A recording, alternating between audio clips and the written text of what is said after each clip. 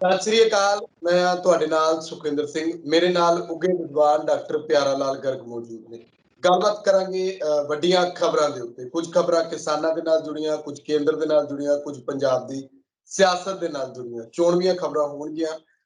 ਪਹਿਲੀ ਗੱਲ, ਜਿਵੇਂ ਕਿ ਅਸੀਂ ਦੇਖ ਰਹੇ ਹਾਂ ਕਿ ਕੇਂਦਰ ਸਰਕਾਰ ਵੱਲੋਂ ਪਾਰਲੀਮੈਂਟ ਦੇ ਵਿੱਚ ਭਾਵੇਂ ਸੈਸ਼ਨ ਚੱਲ ਰਿਹਾ, ਇਜਲਾਸ ਚੱਲ ਰਿਹਾ, ਉਹਦੇ ਵਿਚਾਲੇ ਆਪਣੇ ਬਿੱਲ ਜਿਹੜੇ ਨੇ ਉਹ ਲਗਾਤਾਰ ਉਹਨਾਂ ਵੱਲੋਂ ਪਾਸ ਕਰਵਾਏ ਜਾ ਰਹੇ ਨੇ। ਇਹਦੇ ਵਿਚਾਲੇ ਅਸੀਂ ਓਬੀਸੀ ਦੀ ਗੱਲ ਕਰਦੇ ਆ, ਇੱਕ ਰੈਟਰੋ ਟੈਕਸ ਜਿਹੜਾ 20,000 ਕਰੋੜ ਰੁਪਇਆ ਮਾਫ ਕਰਨਾ, ਉਹਦੇ ਉੱਤੇ ਵੀ ਗੱਲ ਕਰਨੀ ਲਾਜ਼ਮੀ ਹੈ ਕਿ ਆਖਿਰਕਾਰ ਸਰਕਾਰ ਕਰ ਕੀ ਰਹੀ ਹੈ। ਜਦੋਂ ਕੋਈ ਸੂਬਾ ਮੰਗਦਾ ਹੈ ਜਾਂ ਸੂਬਿਆਂ ਦੇ ਅਧਿਕਾਰਾਂ ਦੀ ਗੱਲ ਆਉਂਦੀ ਹੈ ਤਾਂ ਉੱਥੇ ਸਰਕਾਰ ਜਿਹੜੀ ਉਹ ਪਾਸਾ ਵੱਟ ਜਾਂਦੀ ਹੈ। ਪਰ ਅੱਜ ਵੀ ਕਾਰਪੋਰੇਟ ਘਰਾਣਿਆਂ ਦੇ ਉੱਤੇ ਆ ਰਹੀ ਹੈ। ਇਸ ਉੱਤੇ ਅਸੀਂ ਗੱਲਬਾਤ ਕਰਾਂਗੇ। ਦੂਜਾ ਇਹ ਕਿ ਗੁਰਨਾਮ ਸਿੰਘ ਚੜੂੰਨੀ ਜਿਹੜੇ ਕਿਸਾਨ ਆਗੂ ਨੇ ਹਰਿਆਣਾ ਤੋਂ, ਉਹ ਲਗਾਤਾਰ ਆਪਣੇ ਫੈਸਲੇ ਕਹਿ ਲਓ ਕਿ ਆਪਣੀ ਬਿਆਨਬਾਜ਼ੀ ਨੂੰ ਅੱਗੇ ਵਧਾਉਂਦੇ ਜਾ ਰਹੇ ਨੇ ਕਿ ਅਸੀਂ ਪੰਜਾਬ ਦੀਆਂ 117 ਸੀਟਾਂ ਤੇ ਚੋਣ ਲੜਾਂਗੇ। ਇੱਕ ਪਾਸੇ ਪੰਜਾਬ ਮਿਸ਼ਨ ਹੈ ਤੇ ਦੂਜੇ ਬੰਨੇ ਉਧਰ ਯੂਪੀ ਵਾਲਾ ਮਿਸ਼ਨ ਵੀ ਚੱਲ ਰਿਹਾ। ਉਹਦੇ ਵਿੱਚ ਸੰਯੁਕਤ ਕਿਸਾਨ ਮੋਰਚਾ ਇਕਜੁੱਟ ਹੈ, ਪਰ ਪੰਜਾਬ ਮਿਸ਼ਨ ਦਾ ਨਾਮ ਲੈ ਕੇ ਚੜੂੰਨੀ ਸਾਹਿਬ ਵੱਖਰੇ ਤੌਰ ਦੇ ਉੱਤੇ ਚੱਲ ਰਹੇ ਨੇ। ਇਸ ਦੇ ਨਾਲ ਹੀ ਖਬਰ ਪੰਜਾਬ ਦੀ ਸਿਆਸਤ ਨਾਲ ਕਿ ਕਿਸ ਤਰੀਕੇ ਨਾਲ ਪ੍ਰਸ਼ਾਂਤ ਕਿਸ਼ੋਰ ਸਾਈਡ ਤੇ ਹੋ ਜਾਂਦੇ ਨੇ ਤਾਂ ਕੈਪਟਨ ਸਾਹਿਬ ਦਾ ਹੁਣ ਕੀ ਬਣੇਗਾ, ਜਾਂ ਪ੍ਰਸ਼ਾਂਤ ਕਿਸ਼ੋਰ ਕਿਹੜੀ ਰਣਨੀਤੀ ਤਹਿਤ ਸਾਈਡ ਹੋਏ ਨੇ, ਇਸ ਸਭ ਦੇ ਉੱਤੇ ਵੀ ਅਸੀਂ ਗੱਲਬਾਤ ਕਰਾਂਗੇ। ਵਾਅਦੇ ਬਹੁਤ ਕੀਤੇ ਜਾ ਰਹੇ ਨੇ 2022 ਨੂੰ ਲੈ ਕੇ ਤਮਾਮ ਸਰਕਾਰਾਂ ਵੱਲੋਂ। ਸਵਾਗਤ ਹੈ ਤੁਹਾਡਾ ਡਾਕਟਰ ਸਾਹਿਬ।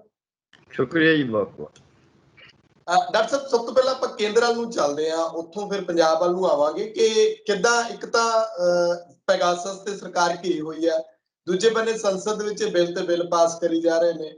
ਉਧਰ ਜੰਮੂ ਕਸ਼ਮੀਰ ਦਾ ਧਾਰਾ 370 ਦਾ ਜਿਹੜਾ ਦੂਜੀ ਵਰ੍ਹੇਗੰਢ ਮਨਾਈ ਗਈ, ਜਿਹੋ ਜਿਹੇ ਹਾਲਾਤ ਆਪਾਂ ਜੰਮੂ ਕਸ਼ਮੀਰ ਤੇ ਦੇਖ ਰਹੇ ਹਾਂ, ਉੱਥੇ ਤਿਰੰਗਾ ਯਾਤਰਾ ਕੱਢਦੇ ਨੇ ਤੇ ਇਸ ਸਭ ਦੇ ਵਿਚਾਲੇ ਇੱਕੋ ਜਿਹੜਾ ਉਹ 20,000 ਕਰੋੜ ਰੁਪਇਆ ਮਾਫ ਕਰਨਾ। ਮੈਂ ਚਾਹਾਂਗਾ ਕਿ ਇੱਕ ਸਵਾਲ ਦੇ ਵਿੱਚ ਤੁਸੀਂ ਤਮਾਮ ਜਵਾਬ ਦਿਓ ਕਿ ਆਖਿਰਕਾਰ ਇਹ ਚੱਲ ਕੀ ਕਰ ਕੀ।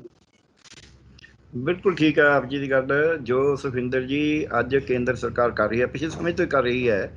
ਪਹਿਲੀ ਗੱਲ, ਉਹਦੇ ਕਿਸੇ ਵੀ ਨੋਟੀਫਿਕੇਸ਼ਨ 'ਚ, ਕਿਸੇ ਵੀ ਫੈਸਲੇ ਦੇ ਵਿੱਚ ਕੋਈ ਸਾਬਤ ਕਦਮੀ ਨਹੀਂ ਹੈ। ਕਦੇ ਕੁਛ ਕਰ ਦਿੰਦੇ ਨੇ, ਕਦੇ ਕੁਛ ਕਰ ਦਿੰਦੇ ਨੇ। ਇੱਕ ਜਿੱਦ ਹੈ, ਜਿਹੜੀ ਜਿੱਦ ਹੁੰਦੀ ਹੈ, ਜਿਹਨੂੰ ਜਿੱਦ ਵੀ ਇਹੀ ਜੀ ਜਿਹਨੂੰ ਪਤਾ ਬਹੁਤਾ ਨਾ ਹੋਵੇ, ਚਾਹੇ ਉਹ GST ਸੀ, ਚਾਹੇ ਨੋਟਬੰਦੀ ਸੀ। ਮੈਂ ਸਰਕਾਰ 'ਚ ਰਿਹਾ, ਜੇ ਇੱਕ ਨੋਟੀਫਿਕੇਸ਼ਨ ਕਰਨ ਤੋਂ ਬਾਅਦ ਤੁਹਾਨੂੰ ਉਹਦੇ 'ਚ 200-300 ਸੋਧਾਂ ਕਰਨੀਆਂ ਪੈਂਦੀਆਂ ਨੇ 5-7-10 ਦਿਨਾਂ 'ਚ ਹੀ, ਤਾਂ ਸਮਝੋ ਤੁਸੀਂ ਨੋਟੀਫਿਕੇਸ਼ਨ ਬਿਨਾਂ ਸੋਚੇ ਸਮਝੇ ਕਰੀ ਹੈ, ਜਾਂ ਤੁਹਾਨੂੰ ਕਰਨੀ ਨਹੀਂ ਆਉਂਦੀ, ਜਾਂ ਫਿਰ ਤੁਸੀਂ ਦਿਮਾਗ ਨਹੀਂ ਲਾਇਆ।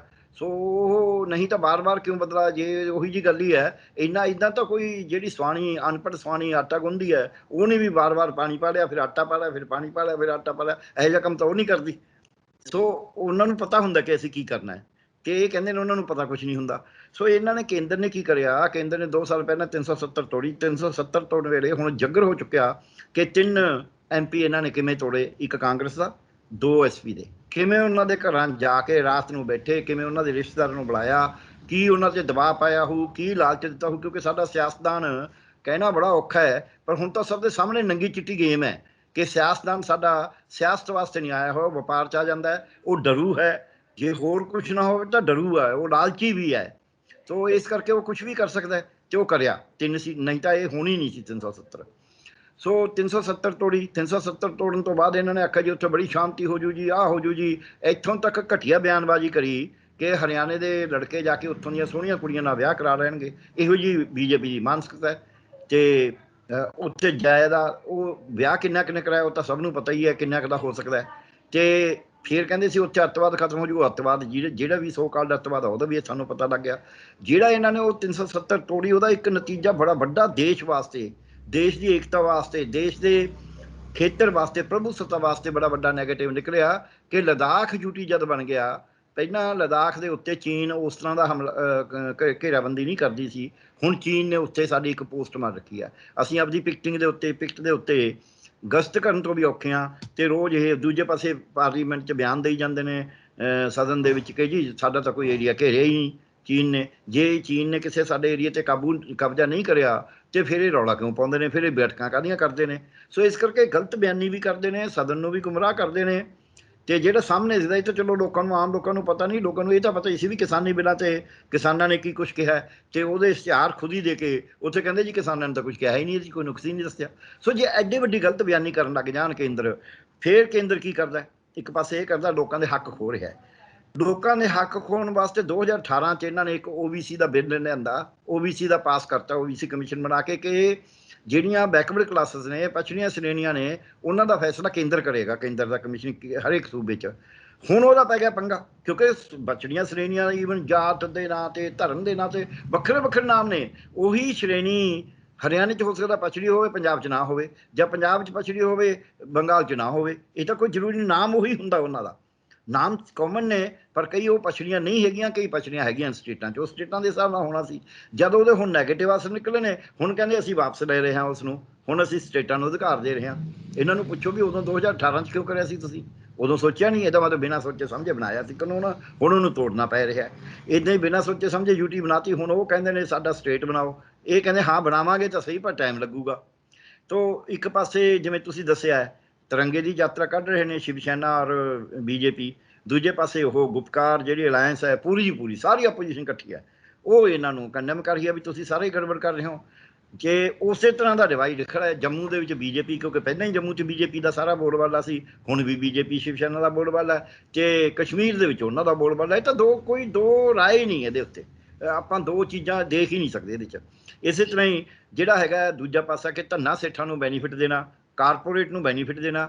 ਖੇਤੀ ਕਾਨੂੰਨਾਂ ਰਾਹੀਂ ਤਾਂ ਦਿੱਤਾ ਹੈ, ਬਿਜਲੀ ਰਾਹੀਂ ਉਹ ਪ੍ਰਾਈਵੇਟਾਈਜ਼ ਕਰਕੇ ਦੇ ਹੀ ਰਹੇ ਨੇ। ਆ ਯੂਟੀ ਚੰਡੀਗੜ੍ਹ ਨੇ ਕਰ ਹੀ ਦਿੱਤਾ ਅਨਾਊਂਸ ਵੀ ਲੈ ਲਓ, ਸਾਡਾ ਠੇਕੇ 'ਤੇ ਲੈ ਲਓ ਜਿਹੜੇ ਵੀ ਸਾਰਾ ਬਿਜਲੀ ਦੀ ਸਪਲਾਈ ਹੈ। ਅਤੇ ਨਾਲ ਦੀ ਨਾਲ ਪਹਿਲਾਂ ਤਾਂ ਸੀਤਾਰਮਨ ਜੀ ਨੇ ਬਜਟ ਦੇ ਵਿੱਚ ਉਹਨਾਂ ਨੂੰ ਛੋਟ ਦਿੱਤੀ ਕਾਰਪੋਰੇਟ ਟੈਕਸ ਦੇ ਵਿੱਚ, ਜਦ ਕਿ ਦੂਜਿਆਂ ਦੇ ਉੱਤੇ ਟੈਕਸ ਵਧੀ ਜਾ ਰਹੇ ਨੇ ਲੋਕਾਂ 'ਤੇ। ਤੇਲ ਦੇ ਉੱਤੇ ਆਪਾਂ ਨੂੰ ਪਤਾ ਹੈ, ਪੈਟਰੋਲ ਔਰ ਡੀਜ਼ਲ ਦੇ ਉੱਤੇ ਤਕਰੀਬਨ 60 ਰੁਪਏ ਲੀਟਰ ਦਾ ਸਟੇਟ ਔਰ ਸੈਂਟਰ ਦਾ ਟੈਕਸ ਹੈ। ਸੈਂਟਰ ਨੇ 3 ਰੁਪਏ 3.5 ਰੁਪਏ ਵਾਲਾ ਟੈਕਸ ਵਧਾ ਕੇ ਡੀਜ਼ਲ ਤੋਂ ਉਹ 31 ਰੁਪਏ ਕਰਤਾ, 31-32 ਰੁਪਏ, ਅਤੇ ਪੈਟਰੋਲ ਤੋਂ 9.5 ਵਾਲਾ ਉਹ ਵੀ 32 ਰੁਪਏ 90 ਪੈਸੇ ਕਰਤਾ। ਮਤਲਬ ਜੇ ਇੰਨੇ 3.5 ਗੁਣਾ ਪੈਟਰੋਲ 'ਤੇ ਵਧਾਤਾ ਅਤੇ ਤਕਰੀਬਨ 8-9 ਗੁਣਾ ਵਧਾ ਦਿੱਤਾ ਆਪਣਾ ਡੀਜ਼ਲ 'ਤੇ ਫਿਰ ਸ਼ਰਮਾ ਨਹੀਂ ਚਾਹੀਦੀ ਹੈ ਵੈਸੇ। ਉਹਦੇ 'ਚੋਂ ਪੈਸਾ ਇਕੱਠਾ ਕਰ ਰਹੇ ਨੇ। ਉਹ ਪੈਸਾ ਇਕੱਠਾ ਕਰਕੇ ਦੇ ਕਿਹਨੂੰ ਰਹੇ ਨੇ, ਛੱਡ ਕਿਹਨੂੰ ਰਹੇ ਨੇ? ਕਾਰਪੋਰੇਟਾਂ ਨੂੰ। ਪਹਿਲਾਂ ਕਾਰਪੋਰੇਟ ਟੈਕਸ ਘਟਾਤਾ ਬਹਾਨੇ ਨਾਲ ਕਿ ਜੇ ਤਰੱਕੀ ਹੋ ਗਈ। ਦੂਜਾ ਫਿਰ ਹੁਣ ਜਿਹੜਾ ਇਹਨਾਂ ਨੇ 2012 'ਚ ਕਾਨੂੰਨ ਬਣਾਇਆ ਸੀ ਵੀ ਜਿਹਨੇ ਵੀ ਕੋਈ ਪੈਸਾ ਟਰਾਂਸਫਰ ਕਰਿਆ ਇੱਥੋਂ ਆਮਦਨ ਦਾ ਅਤੇ ਉਹਦਾ ਟੈਕਸ ਨਹੀਂ ਦਿੱਤਾ, ਉਹ ਟੈਕਸ ਦੇਣਾ ਪਏਗਾ। ਅਤੇ 2012 ਤੋਂ ਜੇ ਪਹਿਲਾਂ ਟਰਾਂਸਫਰ ਕਰਿਆ, ਉਹਦਾ ਕੇਸ ਚੱਲਦਾ ਸੀ ਵੋਡਾਫੋਨ ਦਾ, ਅਤੇ ਕੈਰੀਓ ਕੰਪਨੀ ਆ ਉਹਨਾਂ ਦਾ ਕੋਰਟ 'ਚ ਕੇਸ ਵੀ ਚੱਲ ਰਿਹਾ ਸੀ। ਉਹ ਹੁਣ ਇਹਨਾਂ ਨੇ ਕਹਿਤਾ ਵੀ ਅਸੀਂ ਉਹਨੂੰ ਰੱਦ ਕਰਤਾ ਜੀ 2012 ਦੇ ਬਿੱਲ ਨੂੰ, ਇਹਨਾਂ ਨੂੰ ਕੋਈ ਟੈਕਸ ਨਹੀਂ ਦੇਣਾ ਪਏਗਾ ਉਸ ਪੈਸੇ ਦੇ ਉੱਤੇ। ਉਹ 20,000 ਕਰੋੜ ਰੁਪਇਆ ਉਹ ਮਾਫ ਕਰਤਾ ਇੱਕ ਸਿੱਧਾ ਹੀ।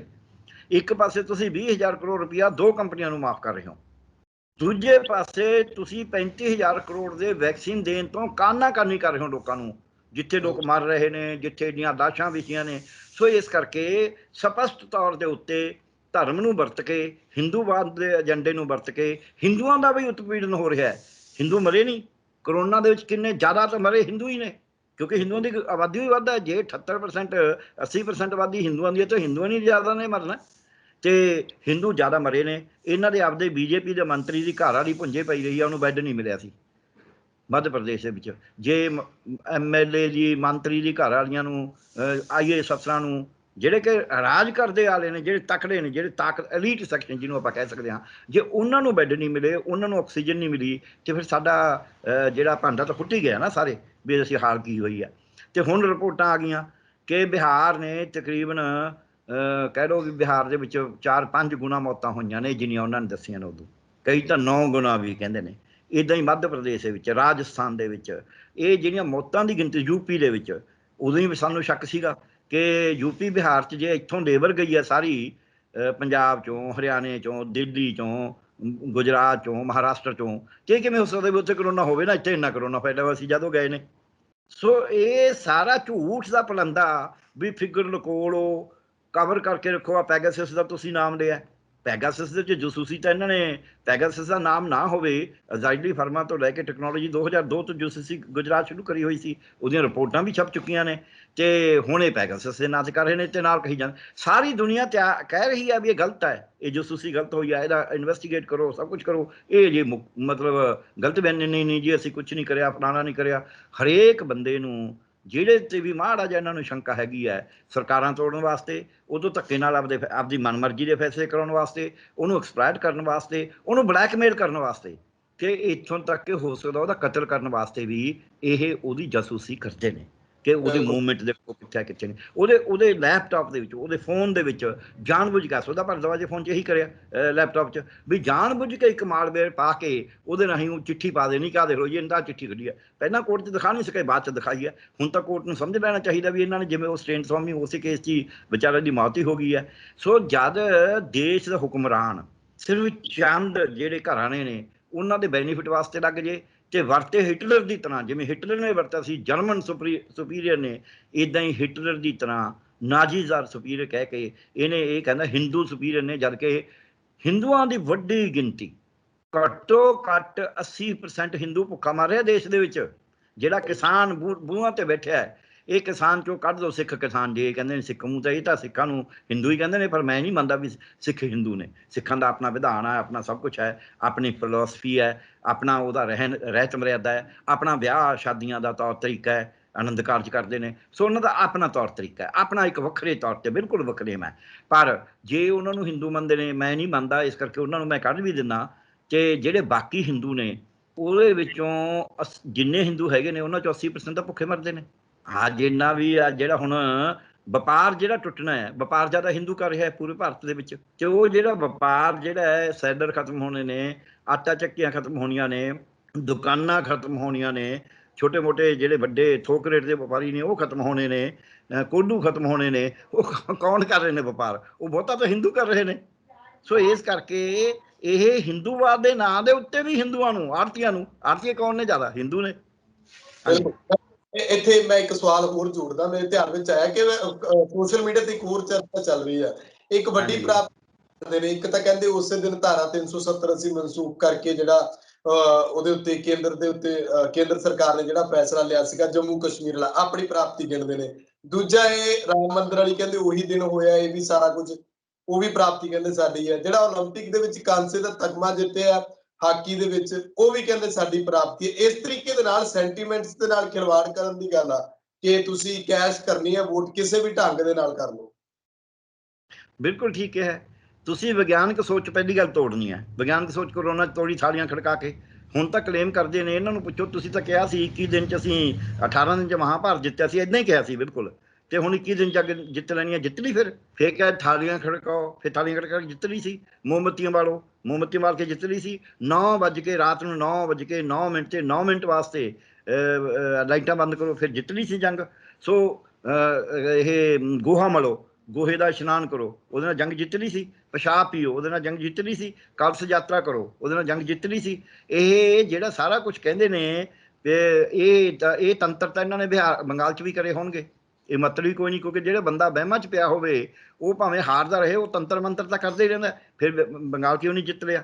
ਸੋ ਇਸ ਕਰਕੇ ਇਹ ਜਿਹੜੇ ਤੰਤਰ ਮੰਤਰ ਕਹਿੰਦੇ, ਅਗਲੀ ਗੱਲ ਹੁਣ ਕਹਿੰਦੇ ਨੇ ਜਿੱਦੇ ਇਹ ਜਿੱਤ ਰਹੇ ਸੀ ਉਹਦੇ ਮੋਦੀ ਸਾਹਿਬ ਸਿਹਰਾ ਲੈ ਰਹੇ ਸੀ। ਜਿੱਦੇ ਕੁੜੀਆਂ ਦੀ ਆਪਣੀ ਟੀਮ ਸੈਮੀਫਾਈਨਲ 'ਚ ਹਾਰੀ, ਉਦੋਂ ਇਹਨਾਂ ਨੇ ਬਿਲਕੁਲ ਇਹਨਾਂ ਦੇ ਮੂੰਹ ਤੇ ਘੁੰਗਣੀਆਂ ਪੈ ਗਈਆਂ। ਬਲਕਿ ਇੱਕੋ ਕੁੜੀ ਜਿਹੜੀ ਦਲਿਤ ਕੁੜੀ ਹੈ, ਉਸ ਦੇ ਘਰ ਦੇ ਅੱਗੇ ਯੂਪੀ ਦੇ ਵਿੱਚ ਜਾ ਕੇ ਉਹਦੇ ਘਰ ਦੇ ਅੱਗੇ ਮੁਜ਼ਾਹਰੇ ਕਰੇ, ਗਾਲਾਂ ਕੱਢੀਆਂ, ਪੁੱਠੇ ਬੋਲੇ। ਇਹਨਾਂ ਨੂੰ ਪੁੱਛੋ ਵੀ ਉਹ ਕੁੜੀ ਇਕੱਲੀ ਖੇਡਦੀ ਸੀ? ਉਹ ਕੁੜੀ ਟੀਮ ਦੀ ਮੈਂਬਰ ਸੀ। ਟੀਮ ਹਾਰੀ ਆ ਜਿੱਤੀ, ਉਹਨੇ ਬੜਾ ਵਧੀਆ ਪ੍ਰਦਰਸ਼ਨ ਕਰਿਆ ਆਪਦਾ, ਪਰ ਕਿਉਂ? ਕਿਉਂਕਿ ਉਹ ਦਲਿਤ ਸੀ। ਤੁਸੀਂ ਇੱਕ ਦਲਿਤ ਕੁੜੀ ਜਿਹਨੇ ਐਡੀ ਵੱਡੀ ਪਰਫਾਰਮੈਂਸ ਕਰੀ ਹੈ, ਤੁਹਾਨੂੰ ਸੈਮੀਫਾਈਨਲ ਤੱਕ ਲੈ ਕੇ ਤਾਂ ਗਈ, ਤੁਸੀਂ ਤਾਂ ਉੱਥੇ ਤੱਕ ਪਹੁੰਚੇ ਵੀ ਨਹੀਂ। ਤੇ ਤੁਸੀਂ ਉਸ ਦਲਿਤ ਕੁੜੀ ਦੇ ਘਰ ਦੇ ਅੱਗੇ ਜਾ ਕੇ, ਜਦੋਂ ਘਰੇ ਵੀ ਨਹੀਂ ਹੈ, ਉਹ ਅਜੇ ਉੱਥੇ ਹੀ ਹੈ, ਕਿ ਤੁਸੀਂ ਉਹਦੇ ਘਰੇ ਮੁਜ਼ਾਹਰੇ ਕਰਦੇ। ਤੁਹਾਡੇ ਖਿਆਲ 'ਚ ਉਹਨੂੰ ਨਹੀਂ ਦੁੱਖ ਹੋਇਆ ਉਹ ਹਾਰਨ ਦਾ? ਉਹਨੂੰ ਕੱਢੀ ਨੂੰ ਕਿਉਂ? ਸਾਡੀ ਟੀਮ ਨੂੰ ਹਾਰਨ ਦਾ ਦੁੱਖ ਹੋਇਆ ਹੋਊਗਾ। ਹਾਰਨ ਦਾ ਦੁੱਖ ਹੁੰਦਾ ਹਮੇਸ਼ਾ ਹੀ, ਪਰ ਸਪੋਰਟਸ ਪਰਸਨ ਜਿਹੜੇ ਹੁੰਦੇ ਨੇ ਉਹ ਹਾਰ ਕੇ ਢਿੱਗੀ ਨਹੀਂ ਢਾਉਂਦੇ, ਉਹ ਮੁੜ ਕੇ ਅਗਲੀ ਲੜਾਈ ਵਾਸਤੇ ਤਿਆਰ ਹੁੰਦੇ ਨੇ, ਅਗਲੀ ਗੇਮ ਖੇਡਣ ਵਾਸਤੇ ਤਿਆਰ ਹੁੰਦੇ ਨੇ। ਨਹੀਂ ਤਾਂ ਸਪੋਰਟਸ ਪਰਸਨ ਹੀ ਨਹੀਂ ਹੋ ਸਕਦੇ। ਇਹ ਤਾਂ ਸਪੋਰਟਸ ਪਰਸਨ ਵੀ ਨਹੀਂ ਹੈ। ਇਹਨਾਂ ਨੇ ਤਾਂ ਸਪੋਰਟਸ ਪਰਸਨ ਦੀ ਉਸ ਨੂੰ ਵੀ ਉਹ ਮੈਂ ਕਹਾਂਗਾ ਦਾਗ ਲਾਇਆ। ਇੱਦਾਂ ਹੀ ਪੰਜਾਬ ਦੇ ਕਿਸਾਨ ਜਿੱਦਾਂ ਸਟਰਗਲ ਕਰਦੇ ਨੇ, ਉੱਦਾਂ ਕਹਿੰਦੇ ਨੇ ਖਾਲਿਸਤਾਨੀ ਨੇ, ਉੱਦਾਂ ਕਹਿੰਦੇ ਨੇ ਅੱਤਵਾਦੀ ਨੇ, ਉੱਦਾਂ ਕਹਿੰਦੇ ਨੇ ਇਹ ਵੱਖਵਾਦੀ ਨੇ, ਉੱਦਾਂ ਕਹਿੰਦੇ ਨੇ ਨਕਸਲਾਈਟ ਨੇ, ਅਰਬਨ ਨਕਸਲਾਈਟ ਨੇ। ਜਿੱਦਾਂ 10 ਬੰਦੇ ਨੇ ਸਾਡੇ ਪੰਜਾਬੀ ਟੀਮ ਦੇ ਵਿੱਚ, ਮੈਕਸੀਮਮ ਗੋਲ ਪੰਜਾਬੀ ਕਰਦੇ ਨੇ। ਮੈਂ ਇਹ ਨਹੀਂ ਕਹਿੰਦਾ ਵੀ ਉਹ ਟੀਮ ਦੀ ਪਰਫਾਰਮੈਂਸ ਹੁੰਦੀ ਹੈ, ਜੇ ਕੋਈ ਗੋਲ ਕਰਦਾ ਬੰਦਾ ਨਹੀਂ ਕਰ ਸਕਦਾ ਹੁੰਦਾ, ਪੂਰੀ ਟੀਮ ਦੀ, ਪਰ ਸਾਡੇ 10 ਬੰਦੇ ਉਹਦੇ 'ਚ ਨੇ। ਉਦੋਂ ਤਾਂ ਉਹਨਾਂ ਨੂੰ ਫਿਰ ਰਾਸ਼ਟਰਵਾਦੀ ਬਣ ਕੇ ਕਹਿੰਦੇ ਨੇ, ਉਦੋਂ ਰਾਸ਼ਟਰਵਾਦੀ ਬਣ ਗਏ। ਸੋ ਜਿਹੜੇ ਬੰਦੇ ਕਹਿੰਦੇ to blow hot and cold, ਇੱਕੋ ਪੀਪਣੀ ਦੇ ਵਿੱਚ ਗਰਮ ਪਾਣੀ ਵੀ ਪਾਉਂਦੇ ਤੇ ਠੰਡਾ ਵੀ ਪਾਉਂਦੇ ਨੇ। ਉਹਦਾ ਆਪੇ ਹਿਸਾਬ ਲਾ ਲਓ ਵੀ ਉਹਨਾਂ ਦੀ ਜ਼ਬਾਨ ਕਿਹੋ ਜਿਹੀ ਹੈ। ਇਹ ਤਾਂ ਜ਼ਬਾਨ ਦੇ ਵੀ ਪੱਕੇ ਨਹੀਂ ਹੈਗੇ। ਸੋ ਇਸ ਕਰਕੇ ਇਹ ਆਪਾਂ ਇੰਨਾ ਭੁਲੇਖਾ ਨਾ ਰੱਖੀਏ। ਪੰਜਾਬ ਨਾਲ ਧੱਕੇ, ਪੰਜਾਬ ਦੇ 10 ਬੰਦਿਆਂ ਨੇ ਜਿੱਤਿਆ, 10 ਬੰਦੇ ਟੀਮ 'ਚ ਨੇ, ਐਨੇ ਗੋਲ ਹੋਏ ਨੇ। ਪੰਜਾਬ ਦਾ ਆਪਣਾ ਇੱਕ ਭੂਮਿਕਾ ਹੈ। ਪਹਿਲਾਂ ਤਾਂ ਇਹਨਾਂ ਨੇ ਅੱਜ ਤਕਰੀਬਨ 40 ਸਾਲ ਬਾਅਦ ਆਪਾਂ ਉਸ ਮੌਕੇ 'ਤੇ ਆਏ ਹਾਂ, ਭਾਵੇਂ ਸੈਮੀਫਾਈਨਲ ਦੇ ਵਿੱਚ ਹੀ ਆਏ ਹਾਂ। ਅਤੇ ਇਹਨਾਂ ਨੇ ਪਹਿਲਾਂ, ਉਦੋਂ ਪਹਿਲਾਂ ਵੀ ਪੰਜਾਬ ਦੇ ਬੰਦੇ ਹੁੰਦੇ ਸੀ, ਇਹਨਾਂ ਨੇ ਪਹਿਲਾਂ ਕੱਢੇ ਵੀ ਨਹੀਂ ਜੀ ਪੰਜਾਬ ਉੱਪਰ ਜਾਂਦਾ, ਪੰਜਾਬ ਉੱਪਰ ਜਾਂਦਾ। ਉਦੋਂ ਮੁੜ ਕੇ ਹਾਕੀ 'ਚ ਇਹ ਜ਼ੋਰ ਲਾ ਲਿਆ। ਇਹ ਤਾਂ ਸਾਡੇ ਸਾਹਮਣੇ ਹੈ ਨਾ, ਇਹ ਦਿਖਾ ਦੇਣ 40 ਸਾਲ ਦੇ ਵਿੱਚ ਹਾਕੀ 'ਚ ਜਿੱਦੇ ਪੰਜਾਬੀਆਂ ਨੂੰ ਕੱਢਤਾ ਵਿੱਚੋਂ, ਉਹਦੇ ਕੀ ਪ੍ਰਾਪਤੀ ਕਰੀ, ਜਿੱਦੇ ਪੰਜਾਬੀ ਫੇਲ ਪੈ ਗਏ ਉਹਦੇ ਕੀ ਪ੍ਰਾਪਤੀ ਹੋਈ। ਇਹ ਤਾਂ ਸਭ ਦੇ ਡਾਟੇ ਨੇ ਨਾ, ਇਹ ਤਾਂ ਕੋਈ ਲੁੱਕ ਛਿਪ ਨਹੀਂ ਹੈ। ਇਹ ਪੰਜਾਬੀਆਂ ਨੂੰ ਹਰ ਗੱਲ ਤੇ ਕੱਢਦੇ ਨੇ ਗਾਲਾਂ। ਕੇਂਦਰ ਨੂੰ ਇਹ ਗੱਲ ਸਮਝ ਹੋਣੀ ਚਾਹੀਦੀ ਹੈ ਕਿ ਜੇ ਦੇਸ਼ ਨੂੰ ਕਦੇ ਬਚਾਇਆ, ਜੇ ਅਹਿਮਦ ਸ਼ਾਹ ਅਬਦਾਲੀ ਤੋਂ, ਜੇ ਮੁਹੰਮਦ ਗੌਰੀ ਤੋਂ, ਜੇ ਈਵਨ ਸਿਕੰਦਰ ਤੋਂ ਪੁਲਿਸ ਨੇ ਜੇ ਟਾਕਰਾ ਲਿਆ, ਜੇ ਮੈਂ ਕਹਾਂਗਾ ਵੀ ਅੰਗਰੇਜ਼ਾਂ ਤੋਂ ਪੰਜਾਬ ਸਭ ਤੋਂ ਬਾਅਦ ਗੁਲਾਮ ਹੋਇਆ ਸੀ। 1849 ਤੱਕ ਗੁਲਾਮ ਨਹੀਂ ਹੋਇਆ ਸੀ ਪੰਜਾਬ, ਇਹ ਤਾਂ 1785 'ਚ ਗੁਲਾਮ ਹੋ ਗਏ ਸੀ। ਸੋ ਜੇ ਅਸੀਂ ਐਂ ਦੇਖੀਏ, ਦੇਸ਼ ਦੀ ਆਜ਼ਾਦੀ ਦੇ ਵਿੱਚ ਸਭ ਤੋਂ ਜ਼ਿਆਦਾ ਕੁਰਬਾਨੀਆਂ ਕਰਕੇ ਦੇਸ਼ ਨੂੰ ਆਜ਼ਾਦ ਕਰਨ ਵਾਸਤੇ ਅਸੀਂ ਲੀਡ ਕਰਿਆ। ਉਸ ਤੋਂ ਬਾਅਦ ਗ੍ਰੀਨ ਰੈਵੋਲੂਸ਼ਨ ਦੇ ਰਾਹੀਂ ਅਸੀਂ ਭੁੱਖੇ ਮਰਦੇ ਦੇਸ਼ ਨੂੰ ਅੰਨ ਦਿੱਤਾ। ਅਸੀਂ ਇੰਦਰਾ ਗਾਂਧੀ ਨੇ ਐਮਰਜੈਂਸੀ ਲਾਈ, ਉਹਦਾ ਵਿਰੋਧ ਕਰਿਆ, ਜੇਲ੍ਹਾਂ 'ਚ ਰਹੇ। ਕਿ ਇਹਨਾਂ ਨੂੰ ਪਤਾ ਨਹੀਂ ਵੀ ਪੰਜਾਬੀਆਂ ਨੇ ਕੀ ਕਰਿਆ ਮੁਲਕ ਵਾਸਤੇ, ਪੰਜਾਬੀਆਂ ਨੇ ਕੀ ਕੁਛ ਪੈਦਾ ਕਰਿਆ। ਸੋ ਪਰ ਕਿਉਂਕਿ ਜਿਹੜੀ ਸੋਚ ਮਾੜੀ ਹੋਵੇ, ਜਿਹੜੀ ਸੋਚ ਗ੍ਰਸਤ ਹੋਵੇ ਭ੍ਰਾਂਤੀਆਂ ਨਾਲ, ਜਿਹੜੀ ਸੋਚ ਹੈ ਜਿਹੜੀ ਉਹ ਬਹੁਤ ਹੀ ਪਿੱਛਾ ਖਿੱਚੂ ਹੋਵੇ, ਅੱਤ ਪਿੱਛਾ ਖਿੱਚੂ, ਅੱਤ ਪਿਛਾਕੜੀ ਸੋਚ ਹੋਵੇ, ਜਿਹੜਾ ਨਵਾਂ ਜ਼ਮਾਨਾ ਹੈ ਉਹਦੀ ਗੱਲ ਨਾ ਕਰੇ, ਜਿਹੜਾ ਵਿਚਾਰਾਂ ਦੀ ਆਜ਼ਾਦੀ ਦੀ ਗੱਲ ਨਾ ਕਰੇ, ਜਿਹੜਾ ਹਰ ਗੱਲ ਨੂੰ ਕਿਸੇ ਪੂਜਾ ਪਾਠ ਦੇ ਵਿੱਚੋਂ ਹੀ ਲੱਭੇ। ਮੈਂ ਨਹੀਂ ਕਹਿੰਦਾ ਪੂਜਾ ਪਾਠ ਕਰੀ ਜਾਣਾ ਆਪਣਾ, ਪਰ ਵਿਗਿਆਨ ਤੇ ਵਿਸ਼ਵਾਸ ਦੋਹਾਂ ਦਾ ਕੋਈ ਮੇਲ ਨਹੀਂ। ਜਿਹੜਾ ਵਿਗਿਆਨ ਨੂੰ ਵਿਸ਼ਵਾਸ ਨਾਲ ਜੋੜ ਦੇ, ਵਿਸ਼ਵਾਸ ਨੂੰ ਵਿਗਿਆਨ ਬਣਾਉਣ ਦੀ ਕੋਸ਼ਿਸ਼ ਕਰੇ। ਆ ਜਿਹੜੀ ਕੋਰੋਨਾ ਦਿੱਤੀ ਸੀ ਉਹਦਾ ਫਿਰ ਠੀਕ ਕਿਉਂ ਨਾ ਕਰ ਲੈ। ਜਿਹੜਾ ਰਾਮਦੇਵ ਨੇ ਬਿਆਨ ਤਾਂ ਆਕਸੀਜਨ ਕਰਕੇ ਮਰੇ, ਫਿਰ ਇੰਨੇ ਬੰਦੇ ਕਿਉਂ ਮਰੇ? ਫਿਰ ਇਹ ਟੀਕਾ ਕਿਉਂ ਲਾਉਂਦੇ ਨੇ? ਜੇ ਇਹਨਾਂ ਨੂੰ ਆਈ ਹੈ ਕਿ ਵਿਗਿਆਨ ਦੀ ਤਾਂ ਲੋੜ ਨਹੀਂ, ਫਿਰ ਟੀਕਾ ਲਾਉਣ ਦੀ ਕੀ ਲੋੜ ਹੈ? ਕੋਈ ਮੰਤਰ ਕਰ ਲੈਣਾ ਆਪਣਾ। ਟੀਕਿਆਂ ਦੀ ਤਾਂ ਲੋੜ ਹੀ ਨਹੀਂ ਸੀ, ਫਿਰ ਹਸਪਤਾਲਾਂ ਦੇ ਕਾਹਨੂੰ ਰੋਈ ਗਏ? ਫਿਰ ਕਹੀ ਜਾਣ ਜੇ ਮੰਤਰ ਕਰਨੇ ਸੀ ਆਪਾਂ ਮੰਤਰ ਕਰ ਲੈਂਦੇ ਹਾਂ। ਉਹ ਮੰਤਰ ਕਰਨ ਦਾ ਵੀ ਜਿਹੜਾ ਸਮਾਂ ਸੀ ਮੁਰਦਿਆਂ ਨੂੰ ਸਾੜਨ ਦਾ, ਉਹਦੇ ਵਾਸਤੇ ਜਗ੍ਹਾ ਨਹੀਂ ਮਿਲੀ, ਉਹਦੇ ਵਾਸਤੇ ਜਗ੍ਹਾ ਨਹੀਂ ਮਿਲੀ। ਤੇ ਇਹੋ ਜਿਹੀ ਜਿਹੜੇ ਹੈਗੇ ਨੇ, ਇਹਨਾਂ ਨੇ ਦੇਸ਼ ਦਾ ਪੱਠਾ ਬਿਠਾਇਆ ਹੋਇਆ। ਪੰਜਾਬ ਨੂੰ ਆਈਸੋਲੇਟ ਕਰਦੇ ਨੇ, ਬਾਕੀ ਸੂਬਿਆਂ ਨੂੰ ਕਰਦੇ ਨੇ। ਇਹਨਾਂ ਨੂੰ ਨਹੀਂ ਕਰਨਾ ਚਾਹੀਦਾ। ਬਿਲਕੁਲ ਡਾਕਟਰ ਸਾਹਿਬ, ਇਹੀ ਗੱਲ ਹੈ। ਇਸ ਸਵਾਲ ਅਗਲਾ ਜਿਹੜਾ ਗੁਰਨਾਮ ਚੜੂਨੀ ਨੂੰ ਲੈ ਕੇ ਆ, ਜੇ ਸਰਕਾਰਾਂ, ਕੇਂਦਰ ਸਰਕਾਰ ਦਿੱਲੀ ਦੀ ਮਨਸ਼ਾ ਜਿਹੜੀ ਉਹ ਪੰਜਾਬ ਨੂੰ ਲੈ ਕੇ ਕਿਵੇਂ ਦੀ ਹੈ ਸਭ ਨੂੰ ਪਤਾ, ਪਰ ਅੱਜ ਚੜੂਨੀ ਸਾਹਿਬ ਦੇ ਉੱਤੇ ਵੀ ਬੜੇ ਤਰ੍ਹਾਂ ਦੇ ਸਵਾਲ ਉੱਠ ਰਹੇ ਨੇ ਕਿ ਆਖਿਰਕਾਰ ਉਹ ਵਾਰ-ਵਾਰ ਮਿਸ਼ਨ ਪੰਜਾਬ ਦੀ ਗੱਲ ਕਿਉਂ ਕਰ ਰਹੇ ਨੇ, ਜਦੋਂ ਸੰਯੁਕਤ ਕਿਸਾਨ ਮੋਰਚਾ ਮਿਸ਼ਨ ਯੂਪੀ ਵੱਲ ਨੂੰ ਲੱਗਿਆ, ਪੂਰਾ ਜ਼ੋਰ ਉਧਰ ਲੱਗਣਾ। ਪੰਜਾਬ ਤੋਂ ਵੱਡੀ, ਦੇਸ਼ ਦੀ ਸਭ ਤੋਂ ਵੱਡੀ ਸਟੇਟ ਯੂਪੀ ਆ, ਉੱਥੇ ਜਾ ਕੇ ਤੁਹਾਡੀ ਟੱਕਰ ਲੱਗਣੀ ਹੈ। ਤੁਸੀਂ ਪੰਜਾਬ ਦੀਆਂ ਸੀਟਾਂ ਨੂੰ ਲੈ ਕੇ ਜਿੱਥੇ ਕੋਈ ਮੁਕਾਬਲਾ ਹੀ ਨਹੀਂ ਬੀਜੇਪੀ ਦੇ ਨਾਲ, ਨਾ ਜ਼ਮੀਨੀ ਪੱਧਰ ਦੇ ਉੱਤੇ, ਨਾ ਸਿਆਸਤ ਦੇ ਵਿੱਚ ਕਿਸੇ ਤਰੀਕੇ ਦੀ ਬੀਜੇਪੀ ਦੀ ਲੱਗਦਾ ਹੈ ਕਿ ਕਿਸੇ ਤਰੀਕੇ ਨਾਲ ਉਹ ਕੋਈ ਇੱਕ ਅੱਧੀ ਸੀਟ ਵੀ ਲੈ ਜਾਣੇ। ਇੱਥੇ ਤਾਂ ਕੁਝ ਉਹਨਾਂ ਪ੍ਰਭਾਵ ਹੈ ਹੀ ਨਹੀਂ ਜਿੰਨਾ ਯੂਪੀ ਦੇ ਵਿੱਚ ਆ। ਆਖਿਰਕਾਰ ਚੜੂਨੀ ਸਾਹਿਬ ਇਸ ਤਰ੍ਹਾਂ ਕਿਉਂ ਕਰ ਰਹੇ ਨੇ? ਕੀ ਇਹਦੇ ਨਾਲ ਕਿਸਾਨ ਮੋਰਚੇ ਨੂੰ ਜਾਂ ਕਿਸਾਨਾਂ ਨੂੰ ਕੋਈ ਫਾਇਦਾ ਹੋਣਾ? ਦੇਖੋ, ਜੇ ਤਾਂ ਇੱਕ ਲਾਈਨ 'ਚ ਕਹਿਣਾ ਹੋਵੇ, ਜੋ ਕੁਝ ਚਟੂਨੀ ਸਾਹਿਬ ਕਰਦੇ ਨੇ, ਹੁਣ ਬੀਜੇਪੀ ਨੂੰ ਚੁੱਪ ਕਰ ਜਾਣਾ ਚਾਹੀਦਾ, ਕਿਉਂਕਿ ਬੀਜੇਪੀ ਦਾ ਕੰਮ ਚਟੂਨੀ ਸਾਹਿਬ ਕਰੀ ਜਾ ਰਹੇ ਨੇ। ਜੋ ਬੀਜੇਪੀ ਕਹਿੰਦੀ ਹੈ ਵੀ ਬਿਹਾਰ 'ਚੋਂ, ਬੰਗਾਲ 'ਚ ਕਹਿੰਦਾ ਹਰਾਉਣ ਦੀ ਕੀ ਲੋੜ ਸੀ, ਚਟੂਨੀ ਸਾਹਿਬ ਕਹਿੰਦੇ ਨੇ। ਤੇ ਫਿਰ ਬੀਜੇਪੀ ਇਹੀ ਗੱਲ ਕਹਿੰਦੀ ਸੀ, ਯੂਪੀ ਜਾ ਕੇ ਕਿਉਂ ਹਰਾਉਣਾ ਚਾਹੁੰਦੇ ਹੋ? ਫਿਰ ਕਹਿੰਦਾ ਹੁਣ ਤਾਂ ਇੱਥੇ ਤੱਕ ਆ ਗਏ, ਕਹਿੰਦੇ ਜੇ 3 ਬਿੱਲ ਵਾਪਸ ਹੋ ਜਾਣਗੇ ਫਿਰ ਕਿਹੜਾ ਕਿਸਾਨ ਦੇ ਸੁਈਸਾਈਡ ਖਤਮ ਹੋ ਜਾਣਗੇ? ਇਹਨਾਂ ਨੂੰ ਪੁੱਛੋ, ਜਦ ਸੁਈਸਾਈਡ ਖਤਮ ਹੋਣੇ ਨਹੀਂ ਫਿਰ ਤੁਸੀਂ ਲੜਾਈ ਕਿਉਂ, ਫਿਰ ਤੁਸੀਂ ਐਜੀਟੇਟ ਕਿਉਂ ਕਰ ਰਹੇ ਹੋ? ਚਟੂਨੀ ਸਾਹਿਬ ਦੀ ਜਥੇਬੰਦੀ ਵੀ ਤਾਂ ਕਰ ਰਹੀ ਹੈ। ਅਗਲੀ ਗੱਲ, ਜੇ ਤੁਸੀਂ ਸੋਚੋ ਚੋਣਾਂ 'ਚ ਤੁਸੀਂ ਬਹੁਤ ਵੱਡੀ ਮੱਲ ਮਾਰ ਲਓਗੇ, ਤੁਸੀਂ ਕਈ ਵਾਰੀ ਹਰਿਆਣੇ 'ਚ ਕਈ ਪਾਰਟੀਆਂ ਬਦਲ ਕੇ ਚੋਣਾਂ ਲੜੀਆਂ ਨੇ, ਉੱਥੇ ਤਾਂ ਕੋਈ ਲੱਲਰ ਲਾਇਆ ਨਹੀਂ, ਉੱਥੇ ਤਾਂ ਕਦੇ ਕੋਈ ਸੀਟ ਲਈ ਨਹੀਂ, ਉੱਥੇ ਤਾਂ ਤੁਹਾਨੂੰ 4 ਵੋਟਾਂ ਨਹੀਂ ਪੈਂਦੀਆਂ। ਫਿਰ ਜੇ ਤੁਸੀਂ ਇਹ ਕਹਿੰਦੇ ਹੋ ਪੰਜਾਬ ਦੇ ਵਿੱਚ ਆ ਕੇ, ਤੁਸੀਂ ਕਹਿੰਦੇ ਹੋ ਵੀ ਅਸੀਂ ਆਹ ਕਰ ਲਾਂਗੇ, ਜੀ ਅਸੀਂ ਚੋਣ ਜਿੱਤ ਲਾਂਗੇ, ਅਸੀਂ ਫਲਾਣਾ ਕਰ ਲਾਂਗੇ। ਪੰਜਾਬੀਆਂ ਦੇ ਪ੍ਰੈਸ਼ਰ ਨਾਲ ਤਾਂ ਜਿਨ੍ਹਾਂ ਦਾ 9 ਮਾਰਚ ਦਾ ਰਿਸ਼ਤਾ ਸੀ, ਜਿਨ੍ਹਾਂ ਦੇ ਤਕਰੀਬਨ 4 ਸਾਲ, ਪੌਣੇ 4 ਸਾਲ ਪਏ ਸੀ ਅਜੇ ਵਜ਼ੀਰੀ ਦੇ, ਉਹਨਾਂ ਨੇ ਕੇਂਦਰ ਦੀ ਵਜ਼ੀਰੀ ਛੱਡੀ ਹੈ। ਉਹਨਾਂ ਨੇ ਉਹ 9 ਮਾਰਚ ਦਾ ਰਿਸ਼ਤਾ ਤੋੜਿਆ ਐਨਡੀਏ ਨਾਲੋਂ। ਤੁਹਾਡਾ ਤਾਂ ਅਜੇ ਨਵਾਂ ਚੋਣ ਵੀ ਵੱਖਰੀ ਲੜੀ ਸੀ ਉਸਨੇ, ਜੇਜੇਪੀ ਨੇ, ਤੇ ਉਹਦੇ ਨਾਲ ਸਮਝੌਤਾ ਵੀ ਕਰਿਆ ਸੀ, ਬਾਅਦ 'ਚ ਹੀ ਸਮਝੌਤਾ ਹੋਇਆ। ਤੇ ਹੈ ਵੀ ਉਹ ਡਿਪਟੀ CM, ਤੁਸੀਂ ਤਾਂ ਉਹਨੂੰ ਨਹੀਂ ਖਾਲੀ ਕਰਾ ਸਕੇ, ਤੁਸੀਂ ਤਾਂ ਉਹਨੂੰ ਨਹੀਂ ਲਹਾ ਸਕੇ। ਜੇ ਤੁਸੀਂ ਇੰਨੇ ਤਕੜੇ ਹੋ ਪਹਿਲਾਂ ਉਹ ਤਾਂ ਕਰਾ ਲੈਂਦੇ ਨਾ। ਤੁਸੀਂ ਪੰਜਾਬੀਆਂ ਦੇ ਨਾਲ, ਅਗਲੀ ਗੱਲ, ਪੰਜਾਬ 'ਚ ਆ ਕੇ ਚੋਣਾਂ, ਪੰਜਾਬ ਦੇ ਲੋਕਾਂ ਨੂੰ ਨਹੀਂ ਪਤਾ ਵੀ ਚੜੂਨੀ ਸਾਹਿਬ ਕੀ ਕਰਨਾ ਰਹੇ ਨੇ। ਆਪਾਂ ਇੱਕ ਗੱਲ ਸੁਖਵਿੰਦਰ ਜੀ ਸਮਝ ਲਈਏ, ਅੱਜ ਜਿਹੜਾ ਕਿਸਾਨ ਹੈ ਉਹ ਕਿਸਾਨ ਜਾਂ ਮਜ਼ਦੂਰ ਜਾਂ ਵਪਾਰੀ ਕਿਸਾਨ ਮੋਰਚੇ, ਸੰਯੁਕਤ ਕਿਸਾਨ ਮੋਰਚੇ ਨਾਲ ਇਸ ਕਰਕੇ ਜੁੜਿਆ ਕਿ ਤਿੰਨ ਜਿਹੜੇ ਬਿੱਲ ਨੇ ਤੇ ਜਿਹੜੀਆਂ ਬਾਕੀ ਮੰਗਾਂ ਨੇ ਉਹ ਸਾਰਿਆਂ ਦਾ ਪ੍ਰਭਾਵ ਪਾਉਂਦੀਆਂ ਨੇ, ਸਾਰਿਆਂ ਨੂੰ ਖਤਮ ਕਰਦੀਆਂ ਨੇ, ਸਾਰਿਆਂ ਦੇ ਪੇਟ ਤੇ ਲੱਤ ਮਾਰਦੀਆਂ ਨੇ, ਇਸ ਕਰਕੇ ਉਹ ਜੁੜੇ ਨੇ। ਪਰ ਉਹ ਆਪਦੀਆਂ ਪਾਰਟੀਆਂ ਨਾਲ ਵੀ ਨੇ, ਬਹੁਤ ਸਾਰੇ ਬੀਜੇਪੀ ਨਾਲ ਨੇ, ਬਹੁਤ ਸਾਰੇ ਅਕਾਲੀਆਂ ਨਾਲ ਨੇ ਕਿਸਾਨ, ਬਹੁਤ ਸਾਰੇ ਜਿਹੜੇ ਹੈਗੇ ਨੇ ਆਪਣਾ ਆਪ ਵਾਲਿਆਂ ਨਾਲ ਨੇ, ਬਹੁਤ ਸਾਰੇ ਕਾਂਗਰਸ ਵਾਲਿਆਂ ਨਾਲ ਨੇ, ਬਹੁਤ ਸਾਰੇ BSP ਨਾਲ ਨੇ ਕਿਸਾਨ, CPI ਨਾਲ ਨੇ, CPM ਨਾਲ ਨੇ, ML ਨਾਲ ਨੇ, ਕਿਸਾਨ ਆਪਣੇ ਪੋਲੀਟੀਕਲ ਆਊਟਫਿਟ ਦੇ ਨਾਲ ਨੇ। ਜਿੱਦੇ ਚਡੂਨੀ ਸਾਹਿਬ ਵਰਗੇ ਬੰਦੇ ਆ ਕੇ ਇੱਥੇ ਪੈਰਲਲ ਖੜੇ ਹੋ ਜਾਣਗੇ, ਉਹਦੇ ਕਿਸਾਨ ਆਪਦਿਆਂ ਕੋਲ ਜਾਊਗਾ ਜਾਂ ਇਹਨਾਂ ਕੋਲ ਆਊਗਾ? ਬਾਹਰਲਿਆਂ ਕੋਲੇ ਕਿਉਂ ਜਾਊਗਾ ਇਹਨਾਂ ਕੋਲੇ? ਯਾਨੀ ਕਿ ਕਿਸਾਨ ਮੋਰਚੇ ਨੂੰ ਡਿਵਾਈਡ ਕਰਨ ਦੇ ਵਾਸਤੇ BJP ਤਾਂ ਵਾਇਲੈਂਸ ਕਰ ਰਹੀ ਹੈ, ਇਹ ਆਪਣਾ ਆਹ ਚੋਣਾਂ ਦੇ ਬਹਾਨੇ ਕਰ ਰਹੇ ਨੇ ਤਾਂ ਕਿ ਇਹਨਾਂ ਨਾਲ ਰਲਦੇ ਕੌਣ ਨੇ? ਜਦ ਉਰੇ ਆਉਂਦੇ ਨੇ ਇਹਨਾਂ ਨਾਲ ਉਹ ਬੰਦੇ ਰਲਦੇ ਨੇ ਜਿਨ੍ਹਾਂ ਨੇ 26 ਜਨਵਰੀ ਨੂੰ ਖਰੂਦ ਪਾਇਆ ਸੀ। ਲਿਸਟ ਕੱਢ ਕੇ ਦੇਖ ਲਓ, ਗੁਰਦਾਸਪੁਰ 'ਚ ਗਏ ਨੇ ਇਹ, ਲਿਸਟ ਕੱਢ ਕੇ ਦੇਖ ਲਓ ਕੌਣ ਰਲੇ ਨੇ ਇਹਨਾਂ ਨਾਲ, ਕੌਣ ਕੌਣ ਇਹਨਾਂ ਦੇ ਨਾਲ ਤੁਰਦੇ ਨੇ, ਕੌਣ ਕੌਣ ਇਹਨਾਂ ਦਾ ਸਮਰਥਨ ਕਰਦੇ ਨੇ, ਜਿਨ੍ਹਾਂ ਨੇ 26 ਜਨਵਰੀ ਨੂੰ ਸਾਡੀ ਜਿੱਤ ਹੋਈ ਨੂੰ ਹਾਰ 'ਚ ਬਦਲਿਆ ਸੀ। ਹਾਰ ਤਾਂ ਨਹੀਂ ਮੈਂ ਕਹਾਂਗਾ, ਜਿੱਤ ਹੋਈ ਨੂੰ ਸਾਡੇ ਹੱਥ 'ਚ ਨਹੀਂ ਆਉਣ ਦਿੱਤਾ ਸੀ। ਸਾਡੇ ਹੱਥੋਂ ਹੋਈ ਜਿੱਤ ਸਾਡੇ ਹੱਥ ਆਉਂਦੀ ਖੋਹੀ ਸੀ, ਉਹੀ ਅੱਜ ਚਡੂਨੀ ਸਾਹਿਬ ਉਹਨਾਂ ਦੇ ਨਾਲ ਨੇ।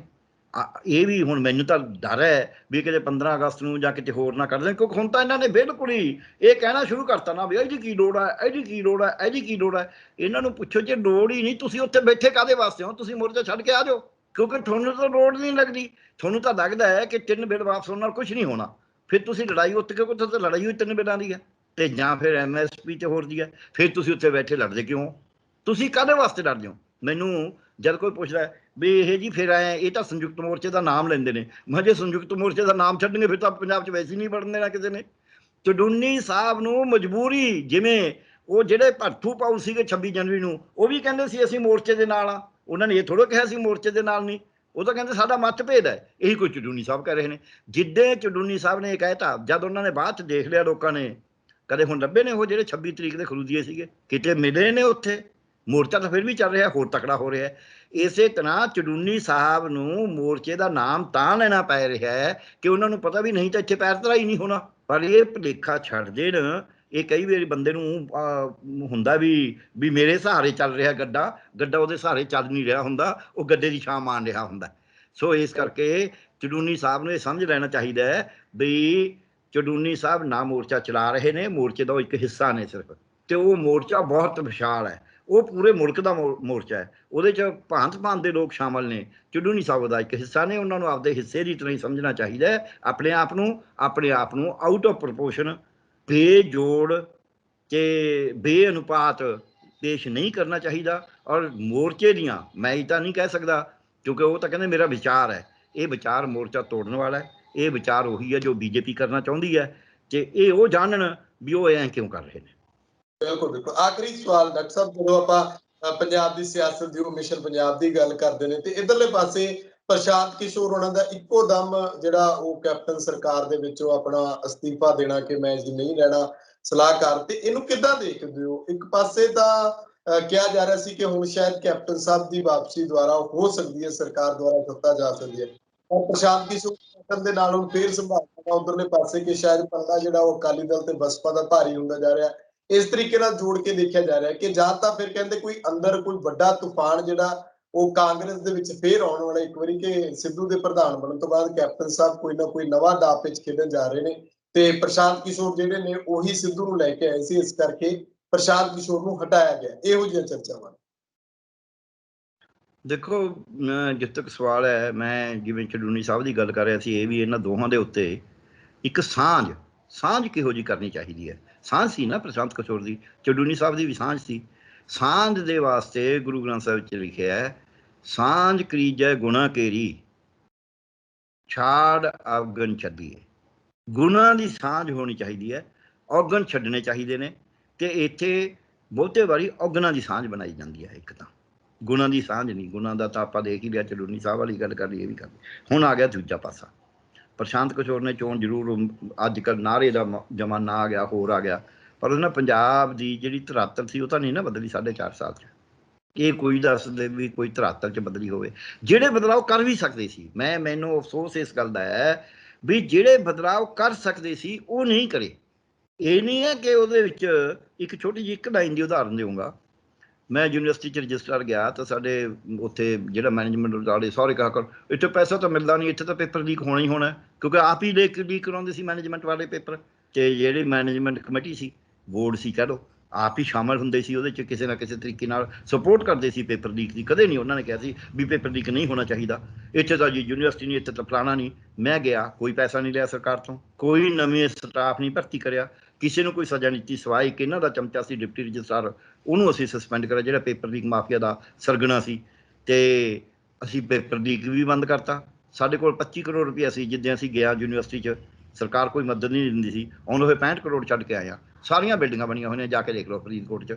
ਸੋ ਇਹ ਰੱਟ ਲਾਈ ਜਾਣੀ ਖਜ਼ਾਨਾ ਖਾਲੀ ਹੈ ਜੀ, ਤੁਸੀਂ ਆਹ ਹੈ ਜੀ। ਸਾਡੇ ਕੋਲ ਕੋਈ ਅਧਿਕਾਰ ਨਹੀਂ ਸੀ। ਮੰਤਰੀ ਸਾਡੇ ਉਲਟ ਸੀ, ਸੈਕਟਰੀ ਸਾਡੇ ਉਲਟ ਸੀ, ਫਾਈਨੈਂਸ ਸੈਕਟਰੀ ਸਾਡੇ ਉਲਟ ਸੀ, ਸਾਡਾ ਬੋਰਡ ਆਫ ਮੈਨੇਜਮੈਂਟ ਸਾਡੇ ਉਲਟ ਸੀ, ਸਾਡੀ ਫਾਈਨੈਂਸ ਕਮੇਟੀ ਸਾਡੇ ਉਲਟ ਸੀ, ਸਾਰੇ ਸਾਡੇ। ਅਤੇ ਤੀਜਾ ਹਿੱਸਾ ਸਟਾਫ ਯੂਨੀਵਰਸਿਟੀ ਦਾ ਅਤੇ ਮੈਡੀਕਲ ਕਾਲਜ ਦਾ ਸਟਾਫ ਸਾਰਾ ਸਾਡੇ ਉਲਟ ਸੀ। ਈਵਨ ਉੱਥੋਂ ਦੀ ਲੋਕਲ ਐਡਮਿਨਿਸਟ੍ਰੇਸ਼ਨ ਪਬਲਿਕਲੀ ਨਹੀਂ ਕਹਿੰਦੀ ਸੀ, ਉਹ ਅੰਦਰੋਂ ਅੰਦਰੀ ਸਾਡੇ ਉਲਟ ਸੀ। ਪ੍ਰੈਸ ਉੱਥੋਂ ਦੀ ਅੰਦਰੋਂ ਅੰਦਰੀ ਸਾਡੇ ਉਲਟ ਸੀ। ਇਹਦੇ ਬਾਵਜੂਦ ਅਸੀਂ ਉੱਥੇ ਕਰਕੇ ਆਇਆ। ਕਾਂਗਰਸ ਸਰਕਾਰ ਨੂੰ ਤਾਂ ਇੰਨੀਆਂ ਦਿੱਕਤਾਂ ਨਹੀਂ ਸੀਗੀਆਂ ਨਾ, ਇਹਦੇ ਕੋਲ ਪਾਵਰ ਜ਼ਿਆਦਾ ਸੀ, ਇਹਦੇ ਕੋਲ ਪ੍ਰੈਸ ਸੀਗੀ ਅੱਧੀ ਚੱਧੀ ਜੋ ਵੀ ਸੀ, ਇਹਨੂੰ ਕੋਈ ਪ੍ਰਸ਼ਾਸਨ ਅਪੋਜ਼ ਨਹੀਂ ਕਰ ਰਿਹਾ ਸੀ। ਪਰ ਜਿਹੜਾ ਕੁਛ ਇਹ ਕਰ ਸਕਦੇ ਸੀ ਉਹਦੇ ਨਾਲ ਵੀ ਪੰਜਾਬ ਦੀ 4 ਸਾਲਾਂ 'ਚ ਕਾਇਆ ਕਲਪ ਹੋਈ ਹੁੰਦੀ। ਲੋਕਾਂ ਨੂੰ ਲੱਗਦਾ ਵੀ ਹਾਂ ਕੁਛ ਹੋ ਰਿਹਾ ਹੈ ਕਿ ਅੱਗੇ ਨੂੰ ਅਸੀਂ ਹੋਰ ਅੱਗੇ ਵਧਾਂਗੇ। ਇਹਨਾਂ ਨੇ ਉਹਨਾਂ ਨੂੰ ਹੋਰ ਪਿੱਛੇ ਖਿੱਚਿਆ। ਇਹਦਾ ਜਵਾਬ ਦੇ ਦੇਣ ਇਹ ਵੀ ਕਿਉਂ ਨਹੀਂ ਕਰਿਆ। ਕੋਈ ਕਾਂਗਰਸੀ ਜਵਾਬ ਦੇਵੇ ਵੀ ਇਹ ਕਿਉਂ ਨਹੀਂ ਕਰਿਆ ਜਿਹੜਾ ਹੋ ਸਕਦਾ ਸੀ। ਨਹੀਂ ਕਰਿਆ। ਕਿਉਂ ਨਹੀਂ ਕਰਿਆ? ਕਿਉਂਕਿ ਇਹਨਾਂ ਨੂੰ ਪਤਾ ਹੈ ਵੀ ਲੋਕਾਂ ਨੂੰ ਬੇਵਕੂਫ ਬਣਾਓ, ਲੋਕਾਂ ਨੂੰ ਬੇਵਕੂਫ ਬਣਾ ਕੇ ਸਰਕਾਰੀ ਖਜ਼ਾਨਾ ਲਟਾਓ। ਸਰਕਾਰੀ ਖਜ਼ਾਨੇ, ਸਰਕਾਰੀ ਫੈਸਲੇ ਹੁਣ ਵੀ ਜਿਹੜੇ ਲੈ ਰਹੇ ਨੇ, ਆਹ ਜਿਹੜੇ ਤੇਜ਼ੀ ਨਾਲ ਫੈਸਲੇ ਲੈਣਗੇ ਵੋਟਾਂ ਦੇ ਲਾਲਚ 'ਚ, ਮੈਂ ਤੁਹਾਨੂੰ ਅੱਜ ਦੱਸ ਦਿੰਦਾ ਵੀ ਜਿਹੜਾ ਕਿਸੇ ਗਰੀਬ ਨੂੰ ਰੋਟੀ ਮਿਲਦੀ ਹੈ ਨਾ, ਉਹ ਬੰਦ ਹੋਏਗੀ, ਉਹ ਮਿਲਣੀ ਬੰਦ ਹੋਏਗੀ। ਕਿਉਂਕਿ ਖਜ਼ਾਨੇ 'ਚ ਪੈਸਾ ਤਾਂ ਉਨਾ ਹੀ ਹੈ। ਉਹ ਪੈਸਾ ਜੇ ਤੁਸੀਂ ਉੱਪਰਲਿਆਂ ਨੂੰ ਦੇਈ ਜਾਓਗੇ ਤੇ ਫਿਰ ਥੱਲੇ ਵਾਲਿਆਂ ਨੂੰ ਮਿਲਣਾ ਨਹੀਂ, ਕਿਤੋਂ ਤਾਂ ਕੱਟੋਗੇ ਨਾ, ਪੈਸੇ ਤਾਂ ਉਨੇ ਹੀ ਨੇ। ਸੋ ਇਸ ਕਰਕੇ ਆਪਾਂ ਦੇਖਦੇ ਨਹੀਂ ਆਮ ਘਰਾਂ 'ਚ ਜਿੱਥੇ ਨਸ਼ਿਆਂ ਦੇ ਨਾਲ ਜਾਂ ਸ਼ਰਾਬ ਪੀਣ ਲੱਗ ਜਾਂਦਾ ਘਰ ਵਾਲਾ, ਉਹ ਵਿਚਾਰੀ ਜਿਹੜੀ ਜਨਾਨੀ ਵੀ ਕਮਾ ਕੇ ਨਹੀਂ ਹੁੰਦੀ, ਉਹਦੀ ਵੀ ਪੈਸੇ ਲੈ ਜਾਂਦਾ ਘਰੇ, ਤਾਂ ਫਿਰ ਭੰਗੀ ਭੁਜਦੀ ਆ। ਪੈਸੇ ਤਾਂ ਉਨੀ ਨੇ। ਸੋ ਜੇ ਪੈਸੇ ਤੁਸੀਂ ਐਂ ਲਟਾਈ ਜਾਓਗੇ, ਗੈਰ ਹਾਜ਼ਰਾਂ ਨੂੰ ਤਨਖਾਹਾਂ ਦੇਈ ਜਾਓਗੇ, ਬਿਨਾਂ ਡਿਗਰੀਆਂ ਵਾਲਿਆਂ ਨੂੰ, ਦਲਿਤਾਂ ਦਾ ਝੂਠਾ ਸਰਟੀਫਿਕੇਟ ਲੈ ਕੇ ਨੌਕਰੀ ਕਰਨ ਵਾਲਿਆਂ ਨੂੰ, ਜਿਹੜੇ ਬਾਹਰ ਵਿਦੇਸ਼ਾਂ 'ਚ ਬੈਠੇ ਨੇ ਉਹਨਾਂ ਨੂੰ ਤਨਖਾਹਾਂ ਦੇਈ ਜਾਓਗੇ, ਉਹੀ ਗੱਫੇ ਦੇ ਤੇ 2012 'ਚ ਤਨਖਾਹਾਂ ਦੇ, ਉਹਦੀ ਕੋਈ ਇਨਕੁਆਇਰੀ ਨਹੀਂ ਕਰੀ ਇਹਨਾਂ ਨੇ ਆ ਕੇ ਵੀ ਇਹ ਦੇ ਕਿਵੇਂ ਦਿੱਤੇ ਹੈ। ਤੇ ਜੇ ਤੁਸੀਂ ਖਜ਼ਾਨੇ ਨੂੰ ਭਰਨ ਦੀ ਗੱਲ ਤਾਂ ਕਰਦੇ ਨਹੀਂ, ਤੁਸੀਂ ਖਜ਼ਾਨਾ ਲੁਟਾਉਣ ਵਾਲਿਆਂ ਦੀ ਗੱਲ ਕਰੋ। 60 ਸਾਲ ਕਰ ਦਿਓ ਜੀ। ਹੁਣ ਆ ਮੈਡੀਕਲ ਟੀਚਰਾਂ ਦੀ ਕਹਿੰਦੇ 65 ਸਾਲ ਕਰ ਦਿਓ ਜੀ। ਬਈ ਜਿਹਨੇ 60 65 ਸਾਲ ਜਦ ਤੁਸੀਂ ਕਰੋਗੇ ਉਹਦਾ ਪਤਾ ਤੁਹਾਨੂੰ ਪੈਸੇ ਉਹਨੂੰ ਕਿੰਨੇ ਮਿਲਦੇ ਨੇ, ਨਵੇਂ ਬੰਦੇ ਨੂੰ ਤੁਹਾਨੂੰ ਕਿੰਨੇ ਕੁ ਦੇਣੇ ਪੈਣੇ ਨੇ। ਹਿਸਾਬ ਤਾਂ ਲਾ ਲਓ। ਨਾਲੇ ਤਾਂ ਨਵੇਂ ਬੰਦੇ ਆਉਣਗੇ, ਨਵੀਂ ਟੈਕਨੋਲੋਜੀ ਲੈ ਕੇ ਆਉਣਗੇ, ਤੁਸੀਂ ਉਹੀ ਪੁਰਾਣੇ ਜਿਨ੍ਹਾਂ ਦੇ ਗੋਡਿਆਂ 'ਚ ਪਾਣੀ ਪਿਆ ਪਿਆ ਉਹਨਾਂ ਨੂੰ ਕਹਿੰਦੇ 65 ਸਾਲ ਕਰ ਦਿਓ। ਕਿਉਂ 65 ਸਾਲ ਕਰੇ ਜਾਣ? ਪਰ ਹੁਣ ਕਰਨਗੇ ਇਹ, ਕਿਉਂਕਿ ਉਸੇ ਲਾਲਚ 'ਚ ਵੀ ਸ਼ਾਇਦ ਸਾਨੂੰ ਵੋਟਾਂ ਮਿਲ ਜਾਣਗੀਆਂ, ਸ਼ਾਇਦ ਸਾਨੂੰ ਐਂ ਹੋ ਜੂ। ਸੋ ਇਹ ਗਲਤ ਮੈਨੇਜ ਕਰ ਰਹੇ ਨੇ ਕੈਪਟਨ ਸਾਹਿਬ ਨੇ ਬਿਲਕੁਲ ਇਸ ਵਾਰੀ। ਇੱਕ ਸਵਾਏ ਇਸ ਦੇ ਕਿ ਕਿਸਾਨਾਂ ਦੇ ਅੰਦੋਲਨ ਤੇ ਉਹਨਾਂ ਦਾ ਕਾਫੀ ਸਟੈਂਡ ਠੀਕ ਰਿਹਾ ਹੈ। ਬਾਕੀ ਕਿਸੇ ਗੱਲ ਦੇ ਉੱਤੇ ਮੈਨੂੰ ਨਹੀਂ ਉਹਨਾਂ ਦਾ ਸਟੈਂਡ ਕਿਤੇ ਵੀ ਬਹੁਤਾ ਠੀਕ ਲੱਗਿਆ। ਠੀਕ ਹੀ ਨਹੀਂ ਲੱਗ ਰਿਹਾ, ਗਲਤ ਲੱਗਿਆ। ਚਾਹੇ ਉਹ ਮਨਰੇਗਾ ਕਾਰਡ ਬਣਾਉਣੇ ਸੀ, ਚਾਹੇ ਉਹ ਜਿਨ੍ਹਾਂ ਨੂੰ 58 ਤੋਂ 60 ਸਾਲ ਦੀ ਐਕਸਟੈਂਸ਼ਨ ਦਿੰਦੇ ਸੀ ਉਹਨਾਂ ਨੂੰ ਹਟਾ ਕੇ ਨਵੇਂ ਲੋਕਾਂ ਨੂੰ ਨੌਕਰੀਆਂ ਦੇਣੀਆਂ ਸੀ, 3 ਗੁਣਾ ਨੌਕਰੀਆਂ ਮਿਲ ਸਕਦੀਆਂ ਸੀ। ਚਾਹੇ ਉਹਨਾਂ ਨੇ ਗ੍ਰਾਮ ਸਭਾਵਾਂ ਬੁਲਾ ਕੇ ਪਿੰਡਾਂ ਦੇ ਵਿੱਚ ਜਿਹੜੇ ਸੀ ਉਹ ਕੰਮ ਕਰਨੇ ਸੀ। ਚਾਹੇ ਉਹਨਾਂ ਨੇ ਜਿਹੜੀਆਂ ਝੂਠੀਆਂ ਪੈਨਸ਼ਨਾਂ 3 ਲੱਖ ਕਹਿੰਦੇ ਸੀ ਦਿੱਤੀਆਂ ਜਾ ਰਹੀਆਂ ਨੇ, ਉਹਨਾਂ ਨੂੰ ਬੰਦ ਕਰਕੇ ਜਿਨ੍ਹਾਂ ਦਾ ਹੱਕ ਸੀ ਉਹਨਾਂ ਨੂੰ ਪੈਨਸ਼ਨ ਦੇਣੀ ਸੀ। ਚਾਹੇ ਉਹਨਾਂ ਨੇ ਕਿਸਾਨਾਂ ਦਾ ਕਰਜ਼ਾ ਮਾਫ ਕਰਨਾ ਸੀ, ਚਾਹੇ ਖੁਦਕੁਸ਼ੀ ਪੀੜਤ ਪਰਿਵਾਰਾਂ ਦਾ ਕੋਈ ਫਾਇਦਾ ਕਰਨਾ ਸੀ, ਚਾਹੇ ਉਹਨਾਂ ਨੇ ਮੰਡੀਆਂ ਨੂੰ ਵਧੀਆ ਬਣਾਉਣਾ ਸੀ, ਆੜ੍ਹਤੀਆਂ ਨੂੰ, ਪੱਲੇਦਾਰਾਂ ਨੂੰ ਤੇ ਹੋਰਾਂ ਨੂੰ ਜੋ ਵੀ ਉਹਨਾਂ ਦੇ ਸਮੱਸਿਆ ਸੀ ਛੋਟੀ ਇੰਡਸਟਰੀ ਦੀ ਉਹਨੂੰ ਕਰਨਾ ਸੀ। ਅੱਜ ਤੱਕ ਪੰਜਾਬ 'ਚ ਇੱਕ ਫਿਗਰ ਮੈਂ ਦੱਸ ਦਿੰਦਾ ਤੁਹਾਨੂੰ, ਪੰਜਾਬ ਦੇ ਵਿੱਚ ਇੰਪਲਾਇਮੈਂਟ ਸਭ ਤੋਂ ਜ਼ਿਆਦਾ ਖੇਤੀ 'ਚ ਕਰੀ ਜਾ ਰਹੀ ਹੈ। 36% ਇੰਪਲਾਇਮੈਂਟ ਖੇਤੀ 'ਚ ਹੈ। ਉਦੋਂ ਅੱਗੇ ਕੌਣ ਕਰ ਰਿਹਾ? ਉਦੋਂ ਅੱਗੇ ਅਗਲੀ ਵੱਡੀ ਇੰਪਲਾਇਮੈਂਟ ਜਿਹੜੀ ਹੈ, ਉਹ ਇੰਪਲਾਇਮੈਂਟ ਜਿਹੜੀ ਸਮਾਲ ਸਕੇਲ ਇੰਡਸਟਰੀ ਹੈ ਉਹ ਕਰੀ ਹੈ। 17,77,000 ਬੰਦਾ ਉਹਦੇ 'ਚ ਇੰਪਲਾਇਡ ਹੈ। ਖੇਤੀ 'ਚ 35.5 ਲੱਖ ਹੈ। ਉਸ ਤੋਂ ਅੱਗੇ ਜਿਹੜੇ ਹੈਗੇ ਨੇ ਆ ਦੁਕਾਨਾਂ, ਉਹਦੇ ਸੈਲਫ ਇੰਪਲਾਇਡ ਤੇ ਉਹਨੂੰ ਗਿਣੀਏ ਤਾਂ 5 ਲੱਖ ਉੱਤੇ ਇੰਪਲਾਇਡ ਹੈ। ਤੇ ਉਸ ਤੋਂ ਅੱਗੇ ਜਿਹੜੇ ਜਿਨ੍ਹਾਂ ਨੂੰ ਅਸੀਂ ਕਹਿੰਦੇ ਘਰੇਲੂ ਉਦਯੋਗ, ਵੀ ਕਲੀ ਬਣਾ ਲਈ, ਚਮੜੇ ਦਾ ਕਰ ਰਿਹਾ ਹੈ ਜੀ, ਇਹ ਜਿਹੜੇ ਘਰੇਲੂ ਗ੍ਰਾਮ ਉਦਯੋਗ ਕਹਿੰਦੇ ਨੇ ਇਹਨੂੰ, ਖਾਦੀ ਤੇ ਗ੍ਰਾਮ ਉਦਯੋਗ, 2 ਲੱਖ ਜੋਬ ਇਹਨਾਂ 'ਚ ਹੈ। ਤੇ ਜਿਹੜੀ ਵੱਡੀ ਤੇ ਮੀਡੀਅਮ ਸਕੇਲ ਇੰਡਸਟਰੀ ਆ ਉਹਦੇ 3,44,000 ਜੋਬ ਹੈ ਸਾਰੇ ਹੀ। ਇਹਨਾਂ ਦੇ ਆਪਦੇ ਫਿਗਰ ਨੇ ਸਰਕਾਰ ਦੀਆਂ। ਤੇ ਫਿਰ ਉੱਥੇ ਪੈਸਾ ਕਾਹਦੇ ਵਾਸਤੇ ਲਾਈ ਜਾਂਦੇ ਹੋ? ਤੁਸੀਂ ਕਦੇ ਮੱਤੇਵਾੜਾ ਦਾ ਜੰਗਲ ਲੈ ਕੇ ਉਹਨਾਂ ਨੂੰ ਦੇਣ ਨੂੰ ਤਿਆਰ ਹੋ, ਕਦੇ ਤੁਸੀਂ ਪੰਜਾਂ ਦੀਆਂ ਸਾਂਝੀਆਂ ਜ਼ਮੀਨਾਂ ਲੈ ਕੇ ਉਹਨਾਂ ਨੂੰ ਦੇਣ ਨੂੰ ਤਿਆਰ ਹੋ। ਭਾਈ ਜਿਹੜਾ ਜੌਬ ਕ੍ਰੀਏਟ ਕਰਦਾ ਇਦਾਂ ਹੀ। ਵੇਰਕਾ ਨੇ ਦੁੱਧ ਪਿਲਾਇਆ ਲੋਕਾਂ ਨੂੰ। ਜੇ ਕਿਤੇ ਵੇਰਕਾ ਨਾ ਹੁੰਦਾ, ਦੁੱਧ ਪ੍ਰਾਈਵੇਟ ਹੁੰਦਾ, ਤਾਂ ਕਰੋਨਾ 'ਚ ਦੁੱਧ ਨਹੀਂ ਮਿਲਣਾ ਸੀ। ਜਿਵੇਂ ਪ੍ਰਾਈਵੇਟਾਂ ਨੇ ਇਲਾਜ ਨਹੀਂ ਕਰਿਆ, ਸਰਕਾਰੀ ਹਸਪਤਾਲਾਂ ਨੇ ਇਲਾਜ ਕਰਿਆ, ਜਿੰਨਾ ਵੀ ਕਰਿਆ।